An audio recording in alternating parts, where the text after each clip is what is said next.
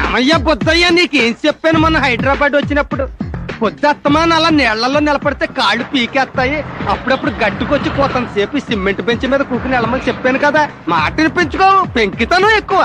ఎంత ట్రాఫిక్ ఒకటి బుర్ర పని చేయకుండా ఇంత పెద్ద సిటీలో ఈ ఫ్రైడ్ రైస్ గడి కోసం చేయకుండా ఇంత పెద్ద సిటీలో ఈ ఫ్రైడ్ రైస్ గడి కోసం ఎక్కడ నెతికిస్తావు? ఏంటి బాబా, మా ఫ్రైడ్ రైస్ గేదెలో ఇంతలా ఉంటాడు, ఆపడ్డాడు ఏంటండి? ఎవరాడు? ఫ్రైడ్ రైజా గీడేజా?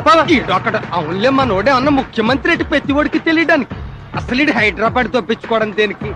ఏమయ్యా తేగయ్యా, నీకు నీ తంబూర గోలే తప్ప నా గోల పట్టదా? సర్లే, నిన్నేంటి లాభం, నేనే నిలుపుకుంటా. ఏంటి బా మా పైడి రాజు గారు? అయ్యి బాబు, మళ్ళీ నువ్వే తప్పించుకున్నావా?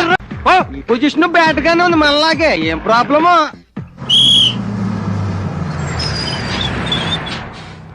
అబ్బా, ఎంత ఒప్పస్తున్నాడు, ఎరగొట్టేసింది.